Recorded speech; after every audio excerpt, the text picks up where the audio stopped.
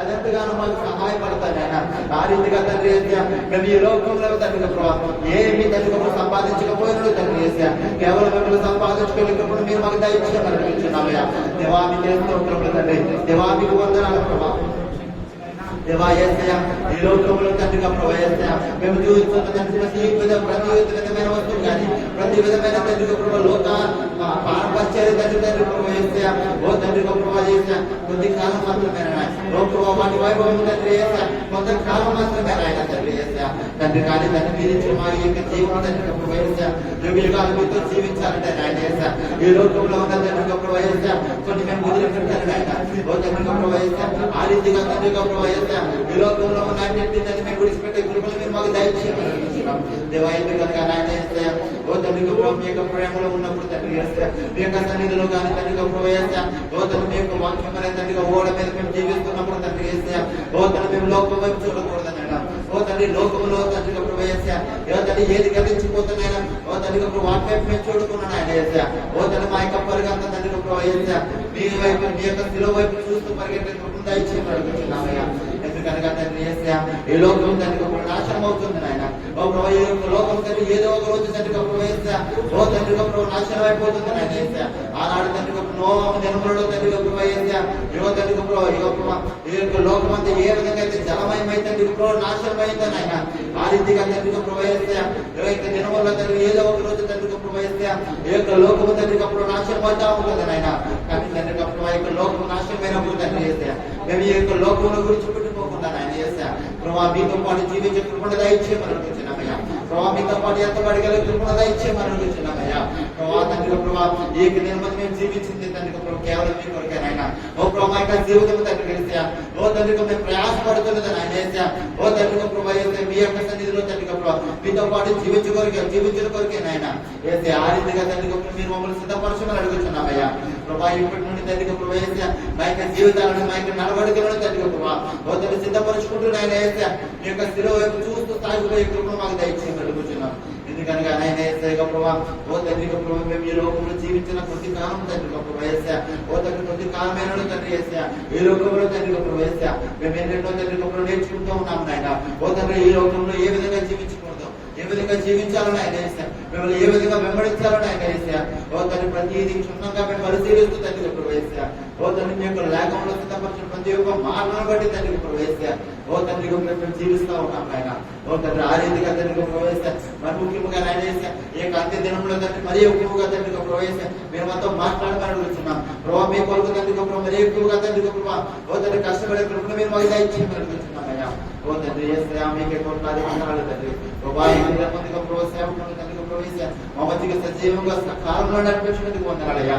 అదే రీతిగా తండ్రి సంఘాన్ని తండ్రిగా ప్రభావ యేసయ్యా మీ యొక్క సన్నిధానికి తండ్రి నడిపించిన రీతిని పెట్టుకు వందనాలయ్యా. ఓ ప్రభావ మీకే కోట్లాది వందనాలయ్యా. మీకే స్తోత్రములు కోట్లాది వేలాది వందనాలు స్తుతులు స్తోత్రములు చెల్లిస్తున్నాయన యేసయ్యా. ప్రభావ ఈ దగ్గర మంది చేసిన యొక్క ఆరాధన తండ్రి ప్రభావ మీ యొక్క పాదాల సన్నిధి చేర్చుకుని తగిన దీవెన ఆశీర్వాదం మీరు మమ్మల్ని నింపమని మా ప్రభువు రక్షకుడు స్వీకరిస్తున్నాము ప్రార్థించి అడిగి వేడుకలు పొందుకున్నా ప్రభు తండ్రి ఆమేన్.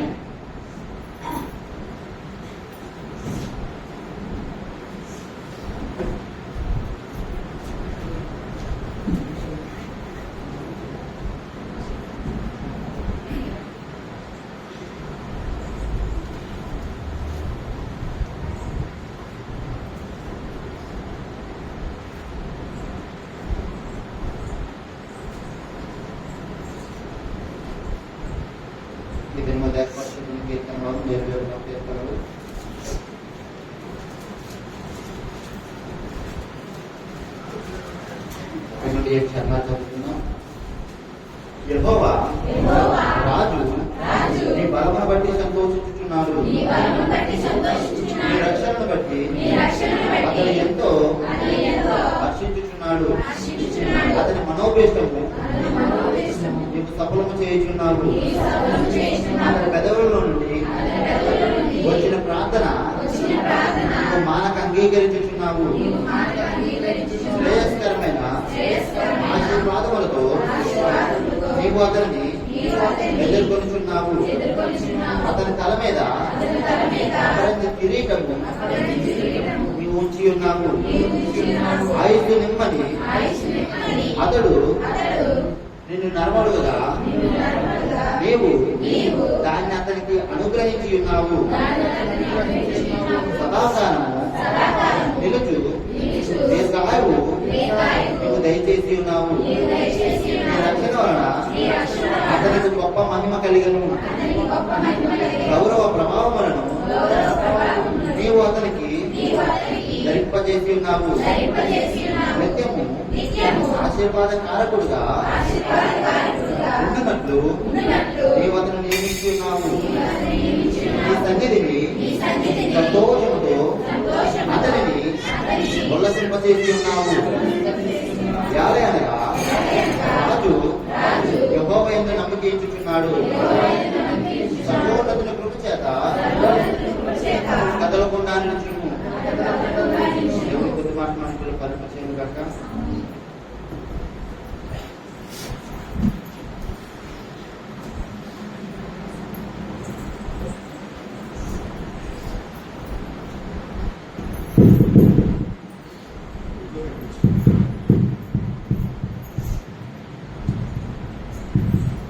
దేవునికి స్తోత్రం. హల్లెలూయా, హల్లెలూయా. ప్రభువైన యేసుక్రీస్తు నామానికి సమస్త మహిమ ఘనత ప్రభావము కలుగును గాక. ఈ శ్రేష్టమైనటువంటి దేవుని యొక్క సన్నిధిలో ఇలాగున పునరుత్థాన దినమందు దేవుని సన్నిధిలో చేర్చబడి ఆయన సన్నిధిలో మనమందరము కూడా ఇలాగున దేవుని సన్నిధిలో ఈ సమయంలో సమకూర్చబడటం బట్టి దేవునికి మహిమ చెల్లిస్తూ ఉన్నాను. హల్లెలూయా, హల్లెలూయా.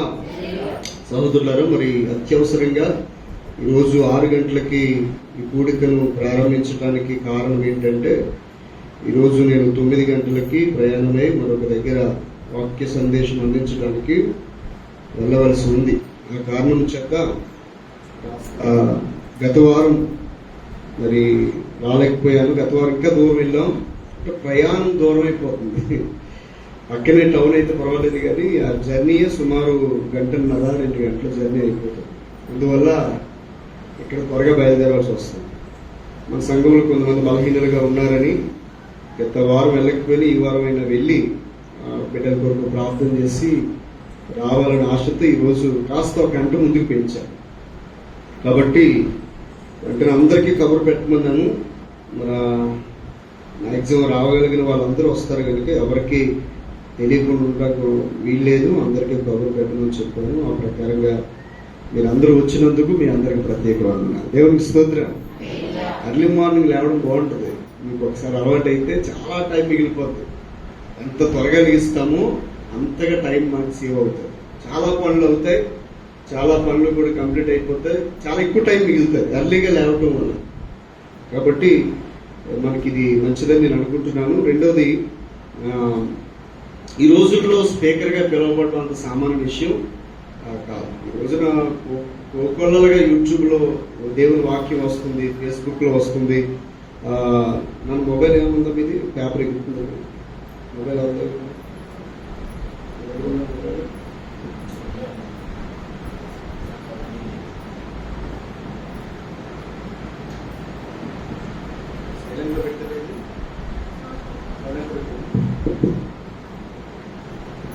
ఈ రోజుల్లో 3 మంది స్పీకర్స్.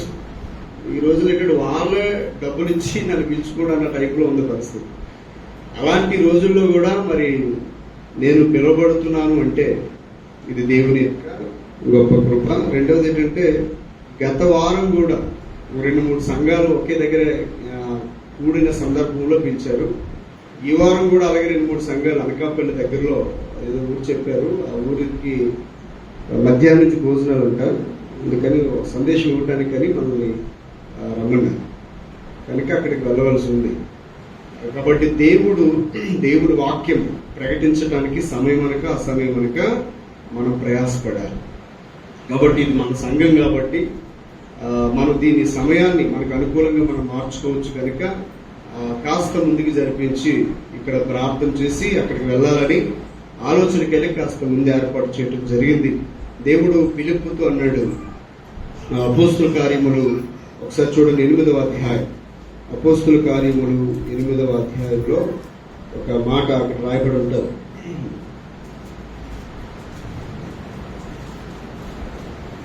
29వ వచనం, 8:29 చదవండి అపోస్తలులు.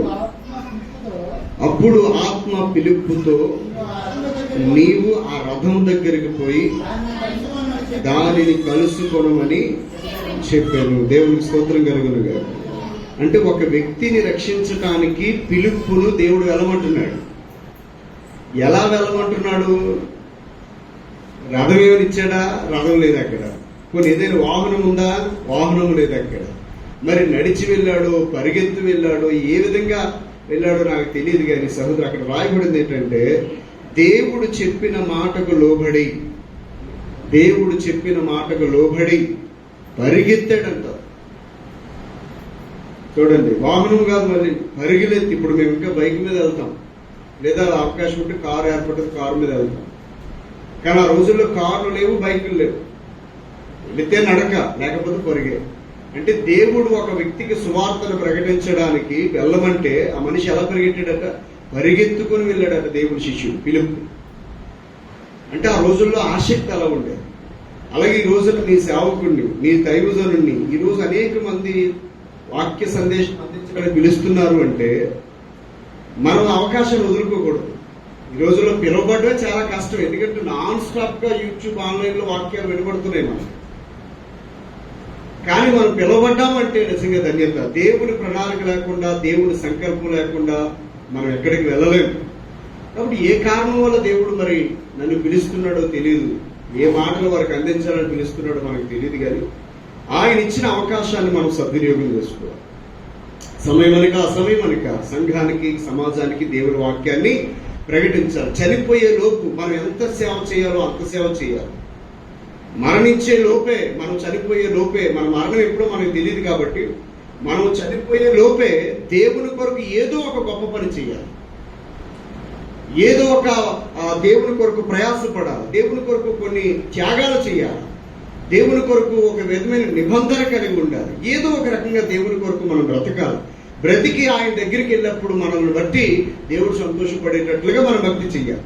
అవకాశము దొరికితే కనుక ఖచ్చితంగా దేవుని కొరకు గొప్ప గొప్ప కార్యాలు చేయడానికి ఇష్టపడాలి. కాబట్టి మీ ప్రోత్సాహంతో, మీ సపోర్టుతో ఈరోజు అనేక ప్రాంతాలకు వెళ్ళడానికి దేవుడు నాకు సహాయం చేశారు. వాస్తవానికి ఒకవేళ నేను ఉండకపోయినా, తమ్ముళ్ళు వాక్యం చెప్పమన్నా, చెల్లెళ్ళు ఎవరైనా వాక్యం చెప్పమన్నా, మీరు అద్భుతంగా సిద్ధపడి, మాస్టర్ గారు లేకపోయినా సంఘాన్ని భారం కలిగి, సంఘాన్ని సేవకుడు ఉన్నదానికంటే ఎక్కువగా, సేవకుడు ఉంటే ఎలా జరుగుతుందో అంతకంటే ఎక్కువగా బాధ్యతగా దేవుని ఎడల భయభక్తులు కలిగి మీరు పరిచర్యను జరిగిస్తున్నారు కనుక నేను కొన్ని ప్రాంతాలకు వెళ్ళడానికి అవకాశం ఉంటుంది. కాబట్టి ఖచ్చితంగా సంఘం సపోర్ట్ లేకపోతే సేవకుడు సేవ చేయలేడు. కాబట్టి దేవుని యొక్క సహాయంతో పాటు సంఘ బిడ్డల సపోర్ట్ ఉండాలి. అలా ఉన్నప్పుడు సేవ ఇక్కడ మాత్రమే కాదు, అనేక ప్రాంతాల్లో జరగడానికి అవకాశం ఉంటుంది. మీకు తెలుసు, అపోస్తలుడైన పౌలు అనేక ప్రాంతాలకు వెళ్ళి సంఘాలను దర్శించి వాక్యం చెప్పేవాడు.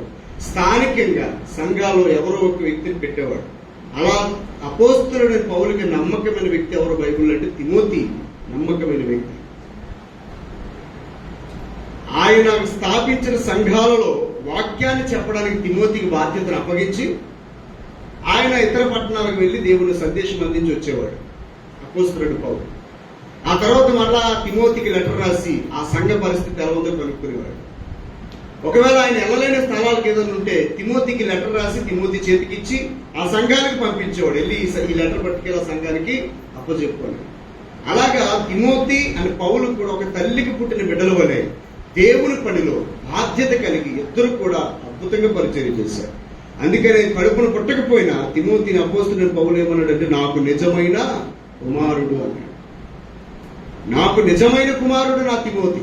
నాకు పిల్లలు లేకపోయినా ఆయనే నా కొడుకు అన్నాడు. అందుకని దేవుని పనిలో భాగాన్ని పంచుకున్నాడు, దేవుని పనిలో బాధ్యతలు పంచుకున్నాడు. కాబట్టి ఒలీవ ప్రార్థన మందిరంలో మీ అందరికీ నా ప్రత్యేకంగా మరొకసారి నా ఆశీస్సులు, నా ఆశీర్వాదాలు మీకు నేను తెలియజేస్తా ఉన్నాను. గడిచిన వారం తమ్ముడాలు చక్కగా బాధ్యతగా నడిపించారు. అలాగే ఈ వారం కూడా నడిపించగలరు. కానీ మన సంఘంలో కొంతమంది బలహీనులుగా ఉన్నారని కనీసం వెళ్ళి వాళ్ళని పరామర్శించి ప్రార్థన చేస్తే బాగుంటుందని కాస్త ముందుకు రావడం జరిగింది. ఆ కారణం వల్ల అరుణాగా అమ్మకి కూడా ప్రార్థన చేశాము. సంఘంలోకి ఎవరు బలహీనులుగా లేరు కదా.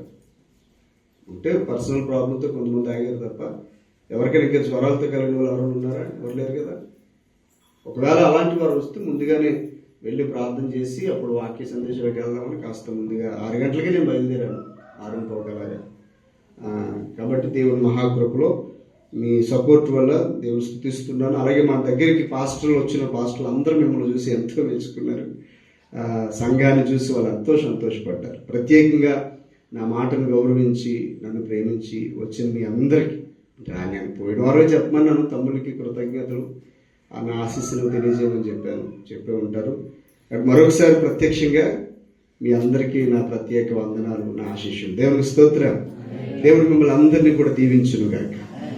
యేసుప్రభు అన్నారు, నేను శ్రమంలో ఉన్నాను, నన్ను మీరు చూడడానికి వచ్చారు, ఆకలితో ఉన్నాను, నాకు అన్నం పెట్టారు అని చెప్పేసి ఆయన అంటాడు. అంటే దైవ సేవకుడికి మనం ఏదైనా చేస్తే ఎవరికి చేసినట్లు? దేవునికి చేసినట్లే. అలాగే మన పొరుగు వారిని మనకు చేస్తే అది ఆయనకి చేసినట్లే లెక్క.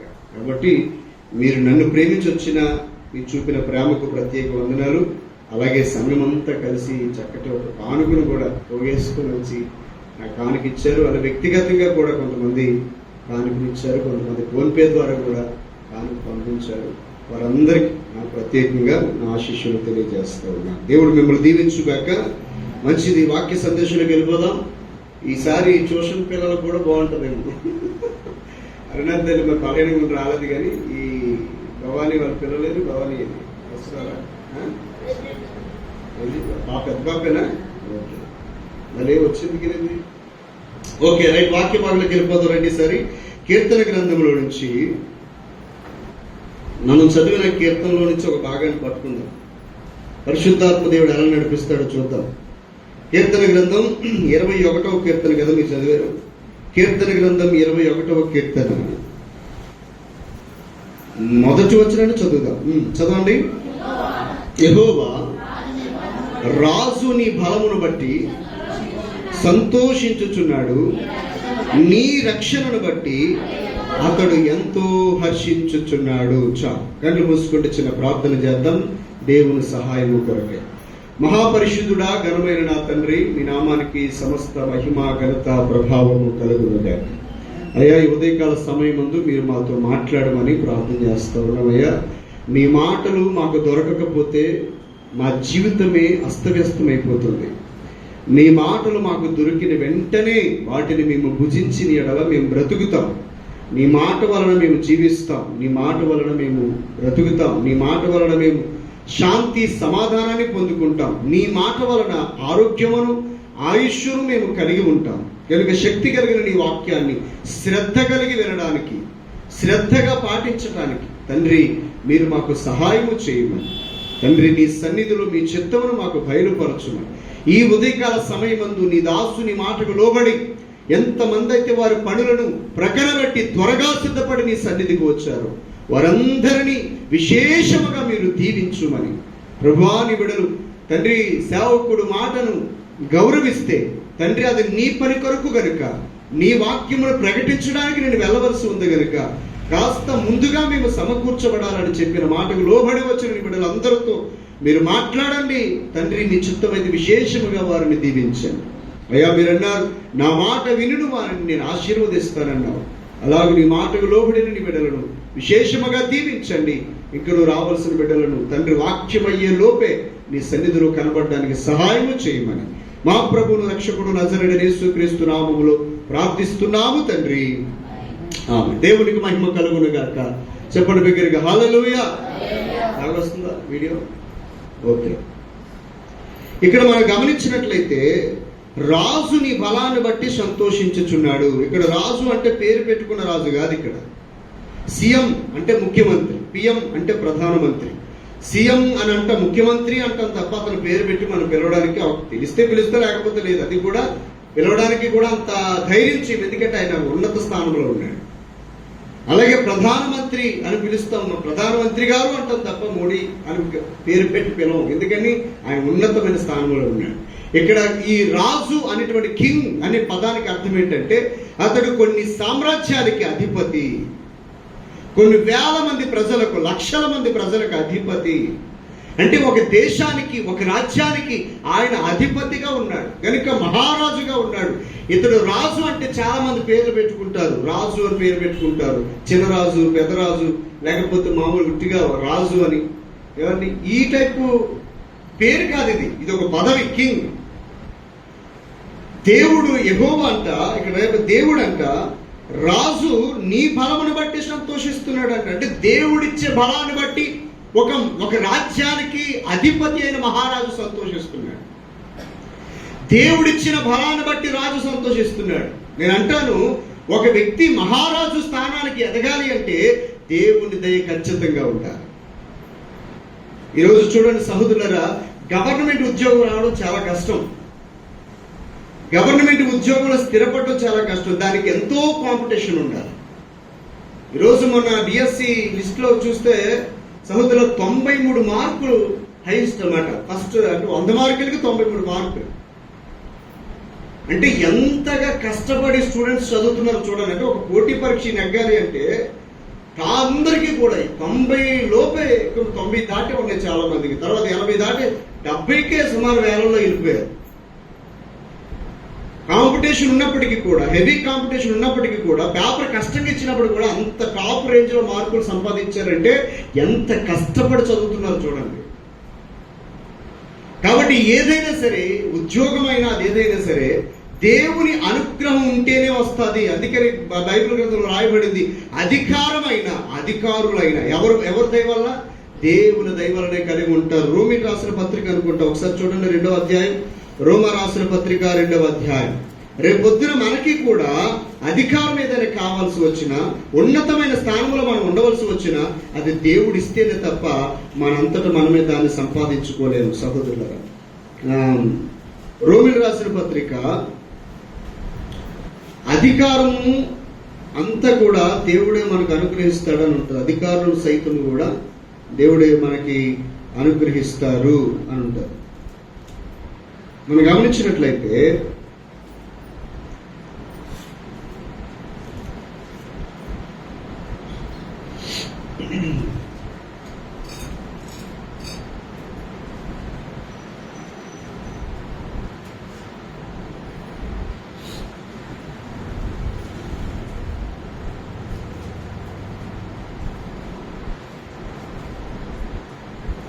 మన దాంట్లో కానీ దశలోనికి రాసిన పత్రికలో కూడా మాట్లాడుతూ చూడండి. దశలోనికి రాసినటువంటి పత్రిక తెలుసా? ఎక్కడ పత్రిక స్పీడ్గా తీయాలి. మొదటి దశలోనికి రాసినటువంటి పత్రిక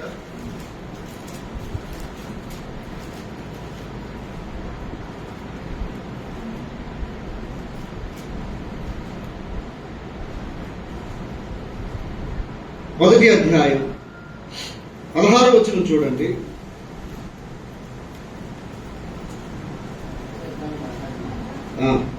కొలస్సీ రాసిన పత్రిక, క్షమించండి, దశలోనిక, కొలస్సీ 1:16 చదవండి. ఏలైనగా ఆకాశముందైనా భూమి అందైనా అవి కంటికి కనబడనివైనా అది సింహాసనమైన పిఎం, సీఎం, రాష్ట్రపతి అటువంటివి, మహారాజు ఇటువంటి సింహాసనములైనా, అలాగే BJP party, Congress party, YSR party ఇలాంటి ప్రభుత్వాలైనా, ప్రధానులు, పిఎం మోడీ రోజున ప్రధానిగా ఉన్నాడు.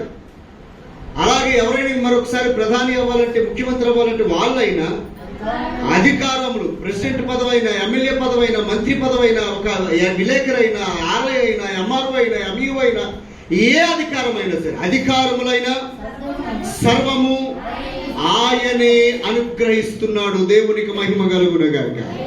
అది ఏ ఉద్యోగమైనా, అది ఏ అధికారమైనా, అది ఏ పదవి అయినా, అది ఏ ప్రభుత్వమైనా, ఏ అధికారమైనా, ఎలాంటి మహారాజు అయినా, ఏ రాజ్యానికి రాజు అయినా సరే దేవుడే వారికి అధికారం ఇస్తున్నాడు అనే సంగతి మనకి క్లియర్గా ఈ వాక్యాన్ని బట్టి అర్థమవుతుంది.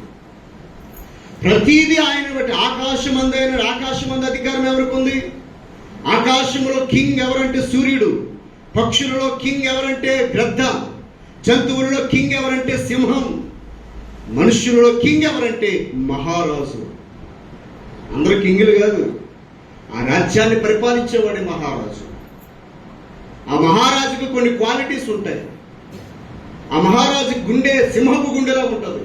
ఆ మహారాజు అవసరమైతే ప్రజల కొరకు తన ప్రాణాన్ని త్యాగం చేస్తాడు.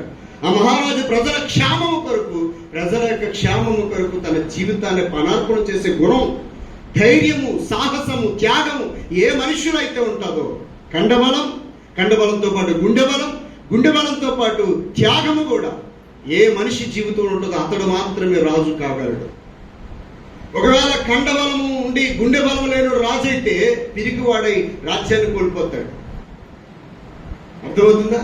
కాబట్టి ఎవరికి ఎలాంటి పదవి ఇవ్వాలో అది ఆయనకే తెలుసు, ఆయనే ఇస్తాడు. అందుకని ఆకాశ పక్షులలో కింగ్ ఎవరు అంటే పక్షిరాజు. అంటే గ్రద్ద జాతిలో ఇంకొక జాతి పక్షిరాజు.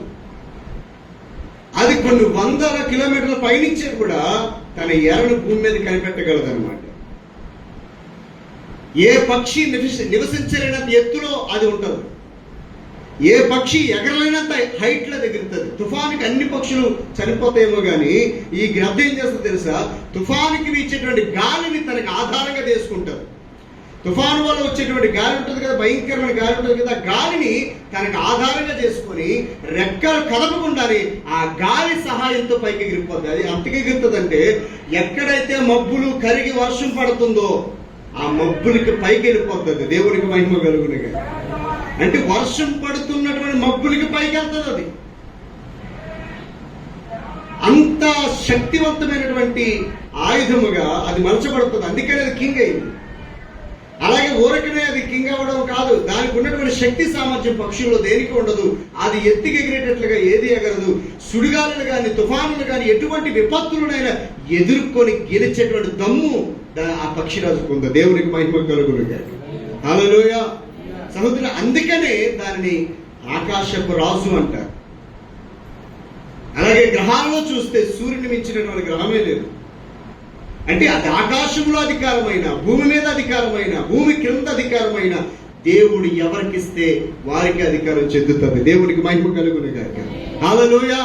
కాబట్టి ఈ రోజు చదివిన వాక్య భాగంలో ఒక మహారాజుగా నువ్వు ఎదగాలంటే, ఉన్నతమైన స్థానంలో నువ్వు ఉండాలంటే, ఉన్నతమైన స్థితిగతులకు నువ్వు ఎదగాలి అంటే దేవుని సహాయం ఖచ్చితంగా మనకు ఉండాలి. నీ సొంత ప్రయత్నాల వల్ల నువ్వు గొప్పడు కాలేవు. నీ సొంత ప్రయత్నాల వల్ల నువ్వు ఉన్నతమైన స్థానంలోకి వెళ్ళలేవు. దేవుడు హెచ్చిస్తే తప్ప నీకు నీవుగా హెచ్చించుకుంటే ఏది ఘనత నీకు రాదు. సహోదరులు, మీరు గమనించినట్లయితే సహోదరులారా, మనకున్నటువంటి ఆ పవర్ కానీ, అధికారము కానీ, ఘనత కానీ, కీర్తి కానీ అది మనం ఇచ్చుకుంటే, లేకపోతే మనం ప్రయాసపడుతూ వచ్చేది కాదు. అది సహోదరులారా, దేవుడు అనుగ్రహిస్తేనే వస్తారు. దేవునికి మహిమ కలుగును గాక. హల్లెలూయా. దేవుడు అనుగ్రహించినప్పుడే అది వస్తుంది. అందుకని ఎప్పుడైనా సరే నా జీవితంలో అది ఉన్నతమైన స్థానమైనా, లేకపోతే అధికారమైనా, లేకపోతే ఇంకా ఆస్తి అయినా, అంతస్తు అయినా, ఏదైనా సరే దేవుడు నాకు ఇచ్చినప్పుడు నేను తీసుకుంటానని ఆయన ఇచ్చేంత వరకు ఎదురు చూస్తానే తప్ప దేనికి ఆరాటపడను, దేనికి కక్కుర్తిపడను, దేనికి అత్యాశకు పోను. నా పనేదో నేను చేసుకుంటూ వెళ్తాను. ఆయన తన పరిధిలో, తనకున్నటువంటి కాలంలో, తను నిర్ణయించిన టైంలో దేవుడు మనం హెచ్చించుకుంటూ వెళ్తాడు. కాబట్టి నా ప్రియమైన దేవుని సంగమా, మనం మహారాజులుగా ఉన్నతమైన స్థానంలో ఉండాలంటే చాలా, ఈరోజు గవర్నమెంట్ ఉద్యోగం రావాలంటే అదృష్టం చేసుకుని ఉండాలంట. ఎందుకో తెలుసా? ఈ రోజున డిఎస్సి రిజల్ట్ వచ్చింది. అఫ్ కోర్స్ ఈ రోజు అనుకుంటా ఆ క్వాలిఫికేషన్స్ రమ్మని మెసేజ్లు కూడా వెళ్తాయి. అయితే వాళ్ళు వెళ్ళిన తర్వాత కూడా చూడండి, ఇప్పుడు 1000 మంది వెళ్ళారనుకోండి, అందులో 100 మంది ఫెయిల్ అయిపోతారు. ఎప్పుడు సెలెక్ట్ అయ్యి ఎగ్జామ్లో మంచి మార్కులు వచ్చి కూడా అందులో 1000 మంది సర్టిఫికెట్ వెరిఫికేషన్కి వెళ్తే అందులో 100 మంది మళ్ళీ డిస్క్వాలిఫైడ్ అయిపోతారు. కారణాలు ఏవైనా కావచ్చు కాక, సర్టిఫికేట్లు పరిశీలన చేసేటప్పుడు ఆ ఒరిజినల్ సర్టిఫికేట్లు పట్టుకుని వెళ్ళలేకపోవచ్చు. ఒకవేళ వెళ్ళినప్పుడు కూడా అందులో పేర్లు తేడా ఉండొచ్చు, స్టడీ సర్టిఫికేట్ సరిగా ఇవ్వలేకపోవచ్చు, క్యాస్ట్ సర్టిఫికేట్ సరిగా సబ్మిట్ చేయలేకపోవచ్చు, ఆధార్ సరిగా ప్రింట్ కాకపోవచ్చు. ఇలా నానా రకాల కారణాల వల్ల ఒక్కొక్కసారి నాన్ లోకల్గా ఉంటుంది. లోకల్ వాడికైతే కొన్ని రెసిడెన్సీ సర్టిఫికేట్ అవసరం లేదు. నాన్ లోకల్ వాడు ఎవడన్నా రాసి ఇక్కడ సెలెక్ట్ జాబ్ తెచ్చుకోవాలనుకుంటే వాడు రెసిడెన్సీ సర్టిఫికేట్ పట్టుకుని వెళ్ళాలి. అది లేకపోయినా, ఏ సర్టిఫికేట్ లేకపోయినా డిస్క్వాలిఫైడ్ చేసేస్తారు, వాడిని వెనక్కి తోసేస్తారు. అని ఉద్యోగంలో సెలెక్ట్ అయ్యి కూడా ఉద్యోగం అందకుండా పోయిందే, అక్కడ దాకా అలా పక్కన పెట్టండి. సరే, ఒకవేళ సెలెక్ట్ అయ్యి ఉద్యోగం తెచ్చుకుంటే, నిన్నే యూట్యూబ్లో ఒక తమ్ముడు చెప్తే విన్నాను, ఉద్యోగం వచ్చిన 1 నెల రోజుల్లోనే, గవర్నమెంట్ ఉద్యోగం వచ్చిన 1 నెల రోజుల్లోనే బైక్ యాక్సిడెంట్ అయ్యా టీచర్ చనిపోయాడు. ఉద్యోగం వచ్చి కష్టపడి చదివి ఉద్యోగం సంపాదించుకొని స్కూల్కి వెళ్తున్నటువంటి మనిషి నెల రోజుల్లోనే ఉద్యోగం వెళ్తున్నటువంటి నెల రోజుల్లోనే బైక్ యాక్సిడెంట్లో స్కూల్కి వెళ్తున్నప్పుడు బైక్ గుద్ది చనిపోయాడు, ఒక వాహనం గుద్దేసి.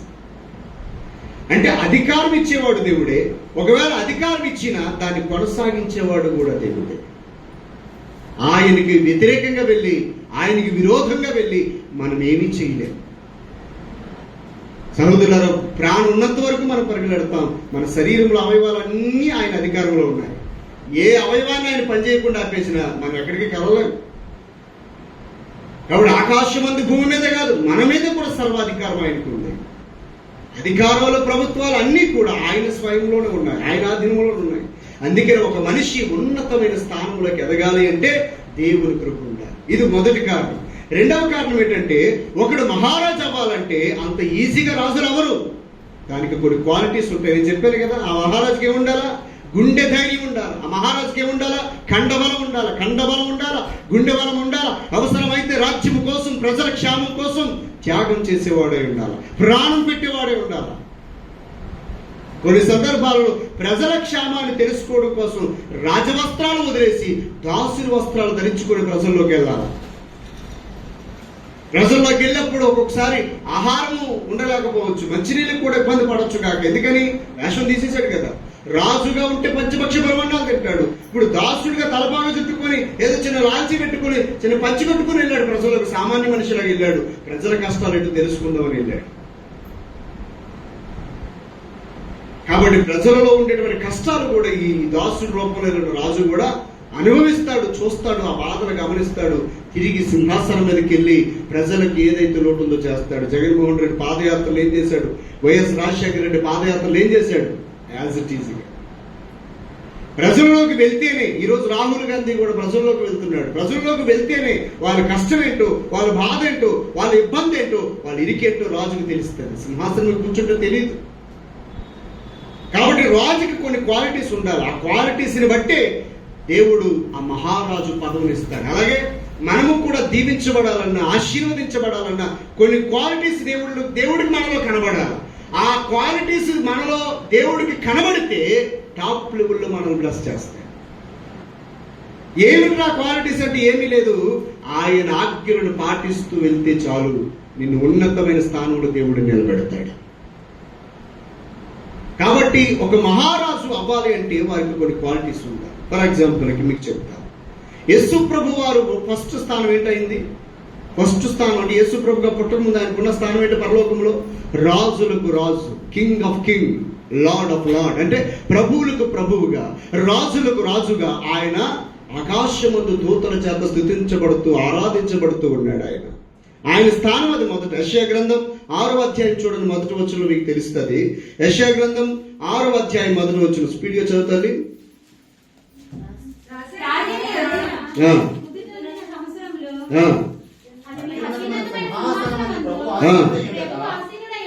ఎలాంటి సింహాసనం అంటది? ఎలాంటి సింహాసనం చెప్పండి అమ్మా. అత్యున్నతమైన సింహాసనములో ఆయన ఆసీనుడై ఉన్నాడు దేవుడు. యెషయా చూస్తున్నాడు, దర్శనంలో చూస్తున్నాడు. అత్యున్నతమైన సింహాసనములో ఆసీనుడైన దేవుడు నేను చూచాను. ఆయన యొక్క చొక్కాయి అంచులు దేవాలయం నిండుకున్నాయి. ఆయనకు పైగా శరాపులు అనగా బలమైన దేవదూతలు నిలబడ్డారు. ఒక్కొక్కడికి 6 రెక్కలు ఉన్నాయంట దేవదూతకి. ఒక్కొక్క దేవదూతకి 6 రెక్కలు ఉన్నాయంట. ప్రతి వాడు స్త్రీ కాదు. ఇక్కడ చాలా మంది అనుకుంటారు దేవదూత అంటే స్త్రీలింగం, స్త్రీలు అనుకుంటారు. చాలా మంది పాస్టర్లు కూడా సంబోధించేటప్పుడు కూడా దేవదూత అది అంటారు. అది అనకూడదు. దేవదూతలు పురుషులు. అక్కడ ప్రతి వాడు 2 రెక్కలతో తన ముఖమును, 2 తన కాళ్ళను కప్పుకొనొచ్చు, 2 ఎగురుతూ, 2 నేల మీద లేని మళ్ళీ రెక్కలతో ఎగురుతూ ఏమని అంటున్నారట? సైన్యములకు అధిపతి అగు యెహోవా పరిశుద్ధుడు, పరిశుద్ధుడు, పరిశుద్ధుడు, సర్వలోకము ఆయన మహిమతో నిండి ఉన్నదని గొప్ప స్వరముతో గాన ప్రతిగానములు చేస్తూ ఉన్నారు. దేవునికి మహిమ కలుగునుగా. అది ఆయన రేంజ్. ఆయన రేంజ్ అది. మళ్ళీ కింద మట్టుకోలేదు పాదాలు.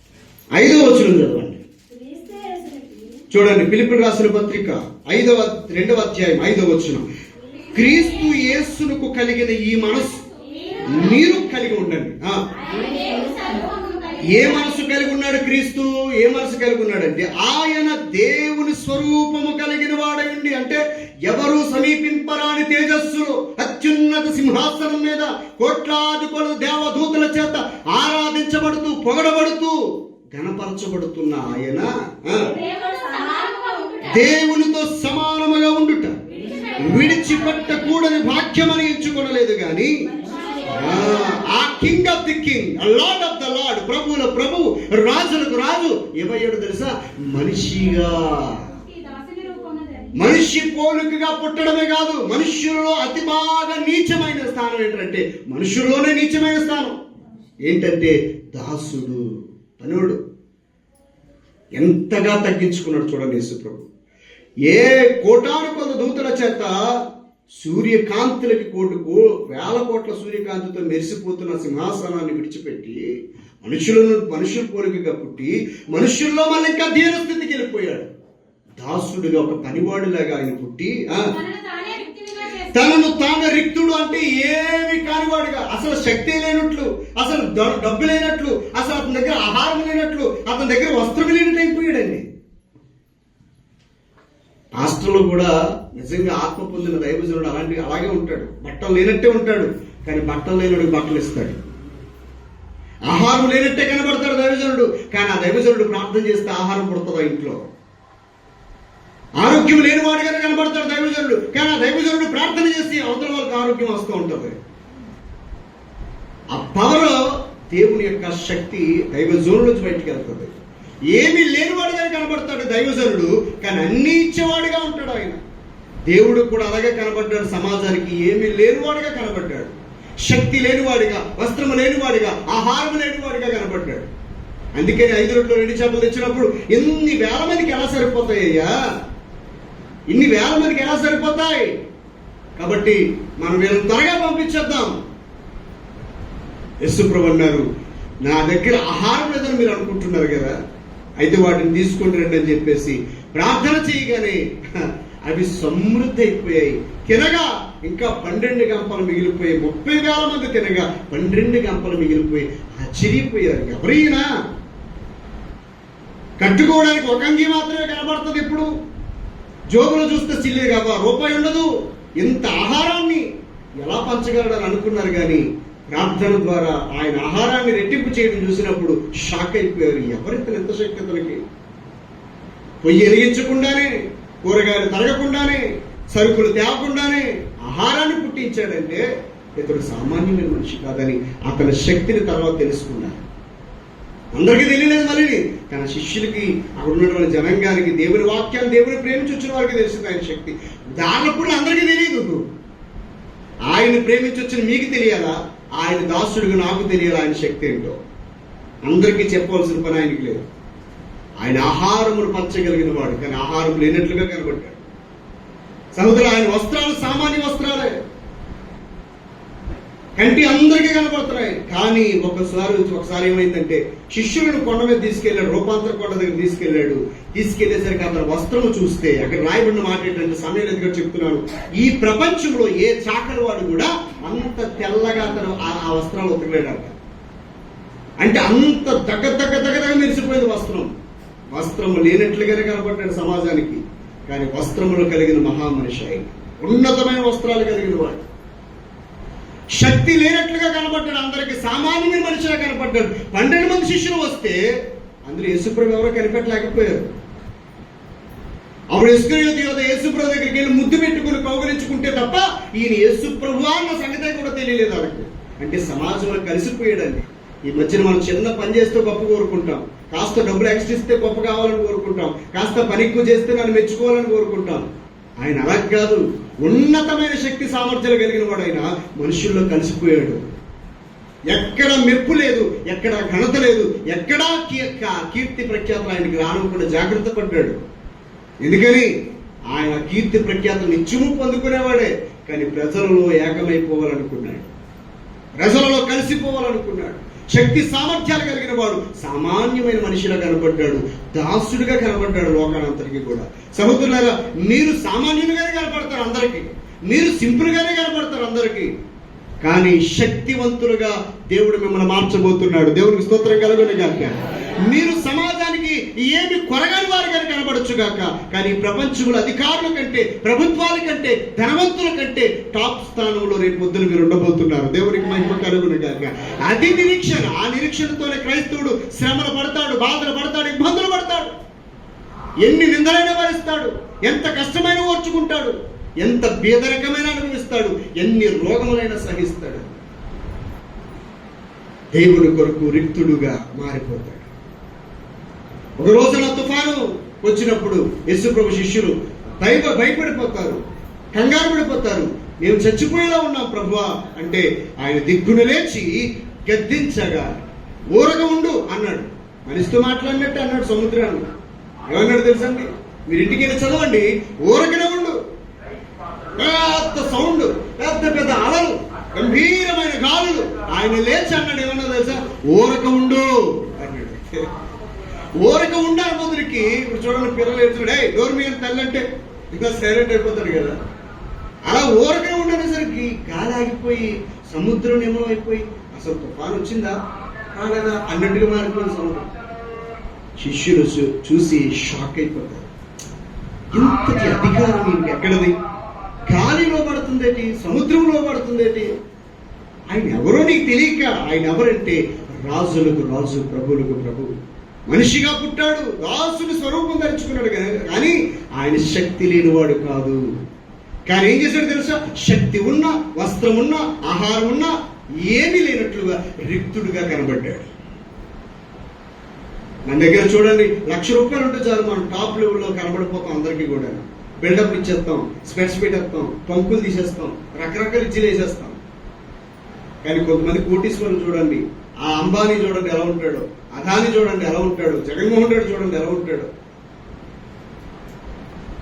గొప్ప గొప్ప కోటీశ్వరులు చాలా సింపుల్ గా వెళ్తూ ఉంటారు. డ్రెస్సెస్ కూడా చాలా సింపుల్ గా ఉంటుంది. అంబానీ అలా ఆవిడ చూడండి, పెద్దగా అలంకరించుకోదు ఫంక్షన్ తప్ప, చాలా సింపుల్ గా ఉంటుంది. కానీ మనం మెచ్యూర్ ఫంక్షన్కి గంగిరెద్దులుగా అలంకరించేసుకుంటాం, పెళ్లికి గంగిరెద్దులుగా అలంకరించాం, ఆటో ఎక్కిన గంగిరెద్దులాగా, బస్సు ఎక్కిన గంగిరెద్దులాగా అలంకరించేసుకుంటూ ఉంటాం. అలంకరణ ఎప్పుడు అనేది అప్పుడే. పెళ్లి కూతురుగా ఉన్నావు కాబట్టి అలంకరించుకో, తప్పులేదు. ఎవడే చెప్పాడు పెళ్లి కూతురికి అలంకరణ పెట్టండి? అన్ని వేళలో అలంకరణ పెట్టకూడదు, ప్రాణం పోతుంది, లక్కి పోతుంది, ఉంటుంది. అన్ని కూడా ఎప్పుడు అలంకరించుకోవాలి అప్పుడు అలంకరించుకోవాలి. మనకు డబ్బు ఉందని అందరికీ చెప్పవలసిన పనిలే. కానీ మనకు ధనము లేకపోయినా ధనవంతులమే. దేవునికి మహిమ కలుగును గాక. ఎలా ధనవంతులు అవుతున్నాడు అంటే ఆ సమయానికి, ఆ టయానికి ఆ డబ్బు వచ్చేటట్లు ఐశ్వర్యవంతుడైన మన ప్రభు మనకు అనుగ్రహిస్తాడు. దేవునికి మహిమ కలుగును గాక. హల్లెలూయా.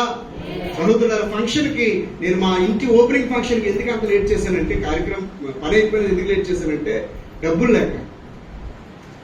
కాస్త ₹10,000 ఉంటే కరెక్ట్ చేసి సరిపోద్ది ఆలోచన మీద ఆగి ఆగి ఆగి ఆగి డబ్బులు కాస్త సమకూర్చబడిన తర్వాత అప్పుడు మన వాళ్ళకి చెప్పాను, మొట్టమొదటి మన పిల్లలే మన ఇంటి దగ్గర భోజనం చేయాలి, అమ్మాయిలు ఇద్దరు మాట్లాడుకొని అప్పుడు మీకు చెప్పడం జరిగింది. కానీ ఆ ఫంక్షన్ జరిగినప్పుడు కూడా ఆ ₹10,000 ఖర్చు పెట్టడానికి ప్రయత్నం చేస్తే ₹10,000 మీరు తెచ్చి ఇచ్చేసారు. ఇంకేం ఖర్చు పెట్టినట్టుంటుంది. నేను అంటే మీకు ఎందుకు ఈ మాట చెప్తున్నానంటే, నీ దగ్గర డబ్బులు లేవు కానీ కార్యం వచ్చేసరికి, సమయం వచ్చేసరికి ధనాన్ని ఆయన పంపిస్తాడు. అందుకే నువ్వు ధనవంతుడివి. దేవునికి మహిమ కలుగును గాక. హల్లెలూయా. కొంతమంది ధనవంతులు ఉంటారు, వేల మంది భూములు ఉంటాయి, కానీ పెళ్లి చేయడానికి చేతిలో ₹100 అయితే కనపడదు. భూములు ఉన్నాయి కానీ ₹100 అయితే కనపడదు. అప్పుడప్పుడు భూములు ఉంటే పనిచేయదు, డబ్బులు కూడా చేతులు ఆడాలి. అప్పుడు ఎవరా ధనవంతుడు అంటే భూస్వామి గారు ధనవంతుడు. ₹1,00,000 ఉన్న మనమే ధనవంతుడు. ఎందుకంటే 1,00,000తో ఆడికి చెప్తాం, మనం 5 లక్షలు అడిగిస్తాం. అప్పుడు ఏం చెప్తాను, నీ ఎకరం భూమి నాకు తాకట్టు పెట్టరా, అప్పుడు నేను 5 లక్షలు ఇస్తాను. ఆ చేతుల ముందు డబ్బులు కనపడాలి. వేల కొద్ది భూములు ఉన్నా సరిపోదండి, అవసరానికి చేతులు డబ్బులు ఉండాలి. ఒక్కొక్కసారి భూమి ఉన్నా సరే అమ్ముకోవడానికి కుదరదండి. సమయానికి అమ్ముకోవడానికి కుదరక తక్కువ రేట్లో భూములు అమ్మేసి కూతురు పిల్లలు, కొడుకుల పిల్లలు, ఉద్యోగాలకు డబ్బులు కట్టడం జరుగుతూ ఉంటుంది. ఎవడరా ధనవంతుడు అంటే సమయానికి నీ చేతిలో డబ్బు ఉన్నవాడు ధనవంతుడు. ఎవడరా గొప్పవాడు అంటే సమయానికి నీ ఒంటి మీద వస్త్రం ఉన్నవాడే గొప్పవాడు. ఎవడరా గొప్పవాడు అంటే మాటి మాటికి గొడవకి వెళ్ళేవాడు కాదు. నువ్వు గొడవకి వెళ్తే అవుట్ సైడ్ అటువైపు ఉన్నటువంటి పార్టీ కామ్ అయిపోవాలి, వన్ సైడ్ వారు అయిపోవాలి అంతా కూడా. అది అధికారం అంటే. అలా ఉండాలి పవర్ అంటే. యేసుప్రభు వారు అంత ఉన్నతమైన స్థానంలో ఉండి కూడా ఏం చేశాడు తెలుసా? రిక్తుడుగా, ఏమీ లేనివాడిగా ఆయన తనను తను తగ్గించుకుని కిందకు వచ్చాడు. తర్వాత చదువుతాను ఫిలిప్పీ. ఆయన ఆకారముల మనుషుడిగా కనబడ్డాడు కానీ మరణము పొందునంతగా, అనగా సిలువ మరణము పొందునంతగా విధేయత చూపున వాడై తన్ను తానే తగ్గించుకున్నాడు. దేవునికి మహిమ కలుగునగా. ఎంతగా తగ్గించుకున్నాడంటే చచ్చిపోవడానికి కూడా సిద్ధపడ్డాడు. ఎవరి కొరకు? ఎవరి కొరకు? ఇదంతా ఎవరి కొరకు చెప్తున్నాడు ఆయన చెప్పండి. జాగ్రత్తగా ఆలకించండి. ఆఖరిగా మాట్లాడుతూ ఈ విషయాలకు జాగ్రత్తగా ఆలకించండి. ఇదంతా ఎవరి కొరకు అంటే సహోదరులరా, మన కోసం. దేవునికి మహిమ కలుగునుగా. ఎవరి కొరకు ఇది? మన కోసమే. ఆయన మహాదేవుడైన ఆయన, రాజులకు రాజైన ఆయన, ప్రభువులకు ప్రభు అయిన ఆయన ఎందుకు మనిషిగా పుట్టాలి? నీ కోసము, నా కోసం. కొన్ని పుట్టినోడికి ఎలా పుట్టాడు? రాజు కడుపులో పుట్టలే, దాసుడిగా పేదల కడుపులో పుట్టాడు. ఎందుకని? అందరితో కలిసిపోవాలని. దాసుడిగా పుట్టినోడు ఎక్కడ తన దైవత్వాన్ని ఎక్కడ ప్రదర్శించలేదు, అవసరమైనప్పుడు తప్ప. అందరితో కలిసిపోయాడు, అందరిలాగే మారిపోయాడు. ఇంకా చెప్పాలి అంటే ప్రజల క్షేమము కొరకు తన్ను తానే ప్రాణం పెట్టడానికి సిద్ధపడ్డాడు. అది నిజమైన కింగ్ అంటే, నిజమైన మహారాజు అంటే అతడే. అవసరమైతే ప్రజల కొరకు తన ప్రాణాలైన ఇవ్వడానికి సిద్ధపడతాడు. అది రాజుకున్న గుణం. అది సేవ చేయించుకోవడం కాదు, అవసరమైతే సంఘ కార్యక్రమాల్లో, ఫంక్షన్స్ లో, పండుగల్లో, మన చర్చ్ పండుగల్లో కూడా ఎంత గొప్ప ఉన్నతమైన స్థానంలో collector, IAS, IPS, doctor, MBBS doctor అయినా సరే ఎంగిలాకులు ఎత్తుతుంది, గ్లాసులు తీస్తుంది, చీపులతో ఊడుస్తుంది, కల్లాపు చల్లుతుంది, నీళ్లు సిద్ధం చేస్తుంది. సేవకుడికి స్థానం ఉన్నతమైన స్థానం. చేసే పని ఏదో పని మనిషి చేస్తున్నట్లు పని చేస్తూ ఉంటారు. అలాంటి వారికి ఇవ్వకపోతే దేవుడు అధికారాల పదవులకి ఎవరికి ఇస్తాడండి? అది రాజులకు ఉండే మనస్తత్వం, అధికారులకు ఉండే మనస్తత్వం. అధికారికి పర్యాయ పదం మరొకటి చూస్తే సేవకుడు. అధికారికుడు మరొక పదం ఏంటి? సేవకుడు. పిఎం మోడీ ఎవడు? ఏవకుడు. ప్రధానమంత్రి ఎవడండి? ప్రజలకు సేవకుడు. మనం ఎన్నుకున్నాం సేవ చేయమని. ముఖ్యమంత్రి ఎవరు? ప్రజలకు సేవకుడు. అధికారానికి మరొక పదం ఏంటంటే సేవకులు వాళ్ళు. పోలీస్ అనే పదానికి అర్థం ఏంటంటే రక్షక భటులు. మనం రక్షించవలసిన బాధ్యత. సహోదరుల జాగ్రత్తగా ఆలకించండి. ఆయన సిలువ మరణం పొందినంత వరకు ఆయన తను తగ్గించుకున్నాడు, సిలువ మీదకి ఎక్కాడు. మీరు గమనించండి సహోదరుల, ఆఖరికి మాట చెప్తున్నాను. సిలువ మీదకి ఎక్కినప్పుడు కూడా తన శక్తిని ఎక్కడ చూపించలేదు. కానీ ఆయన శక్తిలోనుడా? గాలిని అణిచిన వాడన్న సంగతి ఆయనకు తెలియదే, సముద్రాన్ని అణిచిన వాడన్న సంగతి వారికి తెలియదే, చనిపోయిన లాజరును లేపిన సంగతి వారికి తెలియదే, గుడ్డివాడికి కళ్ళునిచ్చిన సంగతి కూడా నమ్మలేదు. శాస్త్రుల పరిశీలన నమ్మారా? 3 సార్లు పిలిపించుకొని అడిగాడు, నిజంగా కళ్ళు ఆయన ఇచ్చాడా? నువ్వు ఎటకారం ఆడుతున్నావా? చిన్నప్పటి నుంచి నీకు కనపడగానే దొంగతనంగా మాట్లాడుతున్నావా? నిజంగా ఆయన ఇచ్చాడు నీకు కళ్ళు అంటే ఆయన అన్నాడు, ఓరు బాబు మీకు దండం పెడతాను, ఆయన ఇచ్చాడు. ఆయన నేను పుట్టుకతోనే గుడ్డివాడని, ఆయన కంటి చూపుని ఇచ్చాడంటే నమ్మలేకపోతున్నారు వాళ్ళు. ఎందుకని? దేవుని శక్తి అందరికీ కనబడదు, ఆయన నమ్ముకున్న పిల్లలకి ఏదో ప్రత్యక్షం అవుతుంది. దేవునికి మహిమ కలుగునగాక. సహోదరులారా, యేసు ప్రభుని శిలువ మీదకి ఎక్కించినప్పుడు జరిగిన సిచ్యువేషన్ ఏంటంటే, అక్కడ ఉన్న వాళ్ళందరూ ఏమన్నారు తెలుసా? ఓ ప్రభువా, నీవు నిజముగా దేవుని కుమారుడు అయితే, ఓ యేసు నీవు నిజముగా దేవుని కుమారుడు అయితే, నా వైపు చూడాలి అందరూ కూడా, నిన్ను నీవు రక్షించుకో. ఏమన్నారు? నిన్ను నీవే రక్షించుకో, అప్పుడు మమ్మల్ని రక్షిద్ది. కానీ ఎంత హేళనగా మాట్లాడారండి. నువ్వు నిజంగా దమ్ముంటే, నువ్వు నిజంగా మెగాస్టార్ చిరంజీవి ఫ్యాన్ అంటున్నావు కదా, ఆ మేడం మీద దూకేస్తాడు. పవన్ కళ్యాణ్ ఫ్యాన్ అంటాడు, నువ్వు చింపేసుకో, పట్టుకోసేసుకుంటే కోసేసుకుంటాడు. నువ్వు నిజంగా భక్తి పరుడు అయితే మేడ దూకేట్టు మనం దూకేస్తాం ఒకసారి పౌరుషం ఉన్న విశ్వాసం అయితే. అంతగా హేళన చేస్తారు మనల్ని. పాపములు చేయడానికి రెచ్చగొడతారు, దేవునికి విరోధంగా రెచ్చగొడతారు, దేవునికి వ్యతిరేకంగా రెచ్చగొడతారు, విశ్వాసం రెచ్చగొడతారు, సమాజం రెచ్చగొడుతుంది, పాపానికి మనల్ని చేసేటట్లుగా ప్రేరేపిస్తారు. ఇప్పుడు ఆయన వీళ్ళు చెప్పిన మాటకు లోబడిపోయి వెంటనే సిలువ దిగి వచ్చేసాడు అనుకోండి, దేవుని చిత్తం జరుగుతుందా? తండ్రి ఇష్టం జరుగుతుందా? తండ్రి కోరిక నెరవేర్చబడుతుందా? అంటే ఆయన కావాల్సింది ఆయన సొంత అహం కాదు, ఆయన కావాల్సింది ఆయన పేరు ప్రఖ్యాతలు కాదు, ఆయన కావాల్సిన కీర్తి ప్రతిష్టలు కాదు, తండ్రి చిత్తము జరగాలన్నదే యేసు ప్రభు సంకల్పం. తండ్రి చిత్తం జరగాలన్నదే యేసు ప్రభు సంకల్పం. అందుకని ఆయన ఎన్ని మాటలైనా సరే, నిన్ను రక్షించుకోవయ్యా నిజంగా దేవుడు అయితే అప్పుడు మమ్మల్ని కాపాడుతు, కానీ నీకే దిక్కు లేదు, మమ్మల్నే కాపాడుతావు, నీకే రక్షణ లేదు, నువ్వే కాపాడుకోలేకపోతున్నావు, మమ్మల్నే కాపాడుతావు. అలాగే అన్నారు రాధమోహన్ దాసులు అంటారు అందరూ కూడా. 3 మేకలు పీక్కులేడు, మిమ్మల్నే కాపాడుతాడు రా, కాపాడుతాడు తర్వాత తెలుస్తుంది. ఆయన 3 మేకలు పడ్డానికి కారణం ఏంటి? మన కోసమే. పాట పాడతాం కదా, పాలుకారు సిలువలో సాగింది యాత్ర. ఇది ఎవరి కోసం? మీకోసమే. తండ్రి అభిష్టం నెరవేర్చడానికి ఆయన. ఈ మధ్య నేను రీసెంట్గా ఒక పాస్టర్ గారు చనిపోయారు కదా, గంటేల ప్రకాష్ గారు. నేను బాగా రీసెర్చ్ చేస్తే సహోదరులరా, నిజంగా సమయం లేదు కానీ సహోదరులరా, 1992 వచ్చిందట కిడ్నీ ప్రాబ్లం అయింది. 1992 అంటే ఆయన 14వ సంవత్సరం పోయాడు.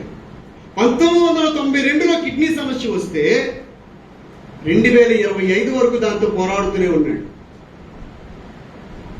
ఆయనకి 25 సంవత్సరాలు. ఆ కిడ్నీ 25 + 14 ఎంత? 35 ఉంటుందా? 45 అనుకోండి. 40 సంవత్సరాలలో పెళ్లి చేసుకున్నట్టున్నాడు నాకు తెలుసు. ఆయన 25 సంవత్సరాలు ఆయన సాక్ష్యం చెప్పినప్పుడు మీరు చూసే ఉంటారు. 25 సంవత్సరాల కిడ్నీ జబ్బుతో ఆయన బాధపడుతూ కూడా, మందులు వాడుతూ కూడా, ట్రీట్మెంట్ తీసుకుంటూ కూడా నవ్వుతూ దేవుళ్ళో బ్రతికాడు. ఎవరికైనా ఉంటుంది అంత దమ్ము. అంటే ఆయన ఉద్దేశం ఏంటంటే, నాకు కావాల్సింది ఆరోగ్యం కాదు, నా ఆరోగ్యం ఉన్నా క్షీణించిపోయినా నేను దేవుని కోసం బ్రతకాలనుకున్నాడు. బ్రతికినంత కాలం. ఎప్పుడు చనిపోతానో నాకు తెలియదు, కానీ బ్రతికినంత కాలం దేవుని కొరకు నమ్మకమైన సాక్షిగా బ్రతకాలనుకున్నాడు. తన కిడ్నీ సమస్యతోటే ఆయన సుమారు నాకు తెలిసి 25 సంవత్సరాలకు పెళ్ళైన తర్వాత 25 సంవత్సరాలకు సెలబ్రేషన్ జూబ్లీ చేసుకోవాలన్నాడు. అంత రోగంతో అన్ని సంవత్సరాలు బాధపడ్డాను, ఇప్పుడు నాకు 25 సంవత్సరాలు జబ్బు వచ్చి అన్నాడు. ఇంకా నాకు పెళ్ళి అవ్వలేదు కాబట్టి సరిపోయింది కదా, లేకపోతే నా కిడ్నీ సమస్య జబ్బుకే యానివర్సరీ సెలబ్రేషన్ 25th ఏమంటారు సిల్వర్ జూబ్లీ చేసుకోవాలంటే ఎంత విశ్వాసాన్ని పుట్టిస్తుందని మనకు ఆ మాట నిజంగా. ఆ తర్వాత పెళ్ళి అవ్వలేదన్నాడు. మరి ఈ అమ్మాయి ఎలా వచ్చిందో షేపా నాకు తెలియదు, కానీ తర్వాత పెళ్లి చేసుకున్నాడు. పెళ్లి చేసుకున్న తర్వాత అలా ఆవిడ ఏమన్నది తెలుసండి? పెళ్లి చేసుకున్న తర్వాత తన భార్య ఉంది తెలుసా? నీవు దైవజనుడు కదా, నీవు భక్తి కలిగిన దైవజనుడు కదా, నువ్వు ప్రార్థన చేస్తే అనేక మంది బాగుపడుతున్నారు కదా, నీ మాటల వల్ల అనేక మంది విశ్వాసంలో బలపడుతున్నారు కదా, నిన్నెందుకు బాగు చేయడు దేవుడు అని అడిగిందంట. ఎవరు? బయట కాదు, సొంత భార్య. పెళ్లి కాకపోతే ఎవడు అడిగేవాడు కాదేమో. పాపం ఈవిడే ఒత్తిడి చేసి చేసుకుని ఉంటుంది నాకు తెలిసి. అతని విధానం భక్తిని చూసి చేసుకున్న ఈమె ఏమంటుందో తెలుసా? నిజంగా నీవు దైవజనుడు అయితే, నువ్వు భక్తి కలిగిన దైవజనుడు అయితే నీ దేవుడిని ఏం చేయాలా? స్వస్థపరచాలి కదా. అప్పుడు ఆయన చెప్పాడట, స్వస్థత ఇచ్చినా ఇవ్వకపోయినా ఆయన ఎప్పుడు కూడా నాలోనే ఉన్నాడని చెప్పాడట. దేవునికి స్తోత్రం కలుగును. 2025 సంవత్సరాలు సుమారు నాకు తెలిసి ఆ జబ్బు వచ్చి 33.5 సంవత్సరాలు అవుతుంది. 1992లో జబ్బు వస్తే 2026 సంవత్సరాలు సుమారు సగంలో వచ్చింది కాబట్టి కరెక్ట్గా 33.5 సంవత్సరాలు. అంటే యేసు ప్రభు పుట్టి ఆయన మరణించినంత టైం కరెక్ట్గా మీరు బాగా పరిశీలన చేస్తే, నేను పరిశీలన చేశాను.